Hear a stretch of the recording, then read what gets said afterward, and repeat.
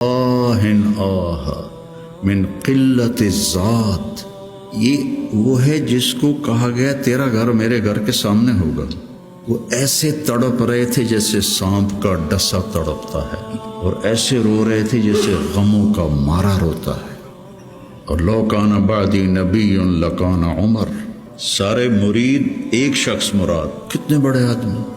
تو موت کی آہٹ محسوس کی تو عبداللہ بن عمر نے گود میں سر رکھا ہوا تھا، کہنے لگے عبداللہ میرا سر زمین پہ ڈال دے۔ انہوں نے سر زمین پہ رکھ دیا تو اپنا چہرہ زمین میں ایسے رگڑنا شروع کیا، ایسے ویل لک یا عمر ان لم یغفر لک ربک، یہ کہنا شروع کیا ویل لک یا عمر ان لم یغفر لک ربک، ویل لک یا عمر، ویل لک ولامک یا عمر ان لم یغفر لک ربک۔ یہ کہتے کہتے جان نکل گئی۔ تو حضرت عائشہ روئے جا رہی تھی اور ان کی بڑی چادر آنسوں سے بھیگ چکی تھی، ساری چادر۔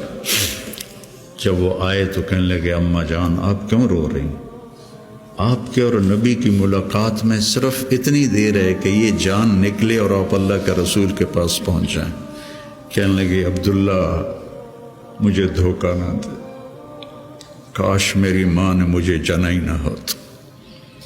اپنی ذات کو نہ بھولو، اپنی ذات کو سامنے رکھو گے تو آپ ترقی کرو گے، اپنی ذات کو بھلا دو گے اور عیب پکڑتے پکڑتے، کمیاں پکڑتے پکڑتے آپ کو اپنا آپ بھول جائے گا۔